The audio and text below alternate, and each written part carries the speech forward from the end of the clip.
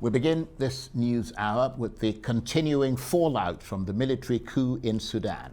The country's military leader has said he acted to avoid a civil war when he dissolved the interim government and seized power.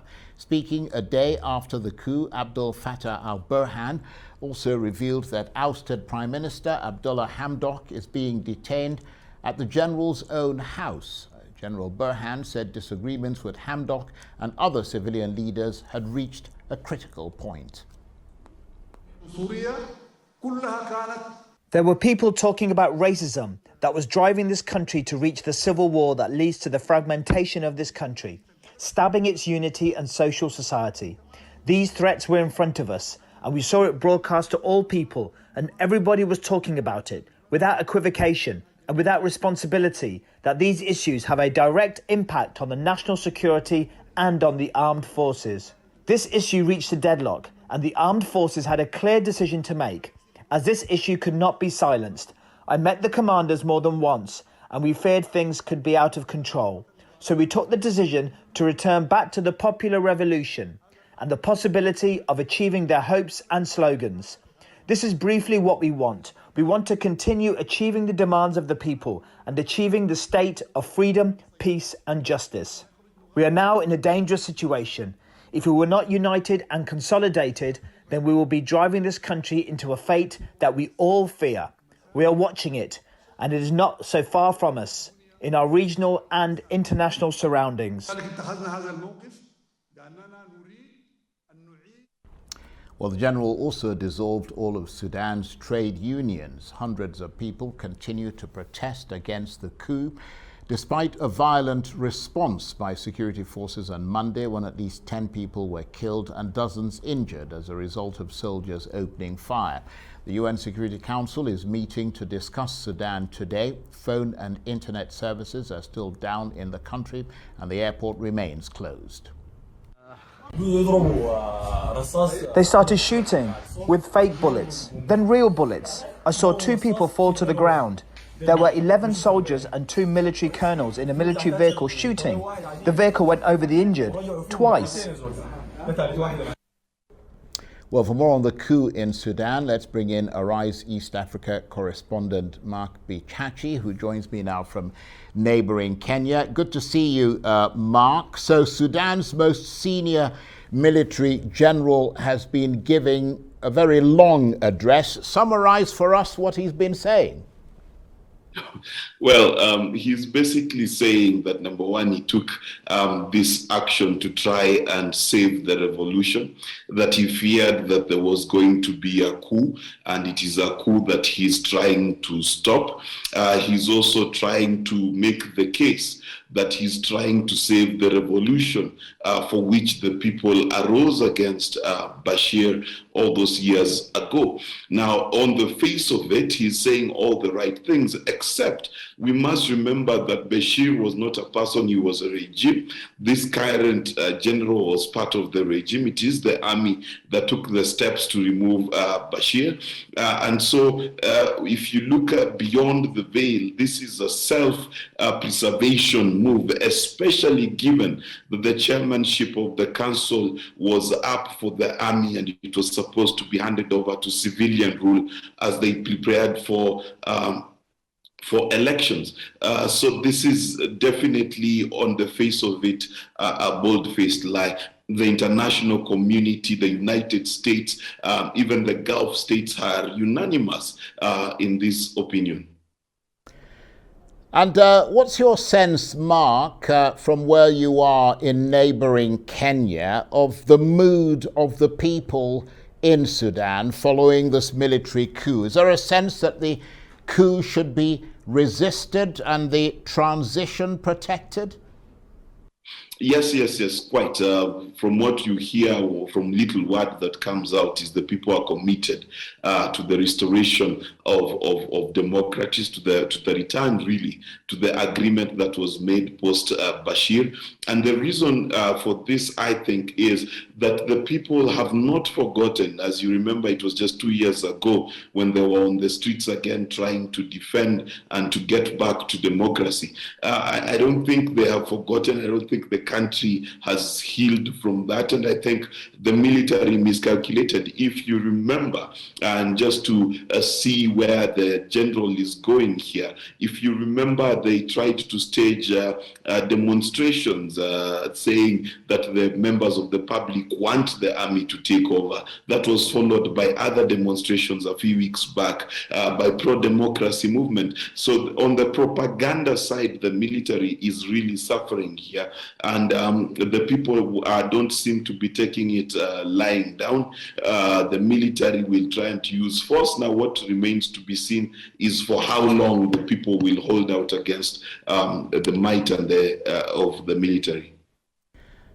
Well, yes, I mean, that's the key question, isn't it? But in the meantime, thousands on the streets, internecine squabbles in the army. How grave are the fears for peace in Sudan from your assessment? Wow. You know, the Sudan is known to have held the most coups in the history of African countries. They've had 17 odd coups. The divisions within the civilian movement as well as the military movement underscores real danger. You've got to look at also the various militant groups that exist within the country. You've got to also look at the border northern Ethiopia and Eritrea, which are right now fragile countries. To the south, you've got South Sudan. It's got problems of its own. So you get a sense that really this situation could deteriorate quite quickly into some form of civil war. And if it gets there, then it's anyone's guess how long it would take. Really, the only hope that I see in my mind's eye is the people sticking to their guns and staying on those streets and ensuring that the transitional government is restored. And talking about things deteriorating and the people sticking to their guns, I mean, the infrastructure seems to be grinding to a halt as well. I understand that central bank staff are on strike. Doctors are refusing to work in military-run hospitals as well. Yes, you're quite right. The central bank staff did take to the streets to demonstrate. They also refused to work. You've got doctors all over refusing to work. And then, like I said, remember, the people have not forgotten the revolution. It was not a decade ago, it was 2 days ago. But also remember that the $700 million that was promised to them in aid by the United States has also been frozen. We expect that other donor countries will do the same. Let's remember that Sudan was just coming out of its economic exclusion as a state sponsor of terror, because remember, Bashir was also indicted by the ICC on crimes against humanity. So this was a country that was slowly stepping out of the shadows. Now, this, of course, is going to roll them back. It's going to affect the economy. It's going to affect bread and butter issues, because remember, they was facing hyperinflation, bread shortages, and things like that. So now you can imagine, if it goes into a blockade again, how would they receive the much needed food for their people? So it's going to affect not just the government and how it runs, it's going to affect pretty much the whole of Sudanese society. And sadly, the common Sudanese citizen is the one who's going to suffer most. And Mark, as you go about doing your work as Arise East Africa correspondent, I mean, it's obviously tough getting news out from Sudan. The internet is down, telecommunications are being blocked. So is it a total blackout? Is the military basically strangling media reports of the events? Yes, it's if you're outside the country and you're not physically in the country, it's becoming harder and harder to cover the news. There's precious little information coming out, but we have contacts who are able to use back channels to get to us. But it is quite difficult, and of course this then also makes it difficult for demonstrators to coordinate. It makes it difficult for civil societies to coordinate. It also makes it difficult for aid to get in. So it is difficult not just for us journalists, but for anyone who has interest in the Sudan then it is quite difficult to do anything. And then you can imagine the panic that has gripped people who would want to leave the country, and the airport is closed for the rest of the month. So it is quite hard.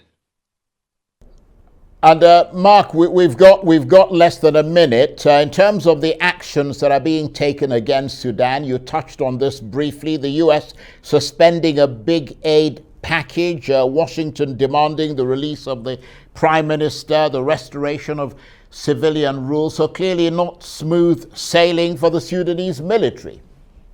No, not at all, because the United States is pulling out. The Gulf states who have been friends of the transition and tried to push it forward have also indicated their dismay at what is happening. The United States is also speaking to them and has said it's speaking to regional leaders to ensure that they're all reading from the same script.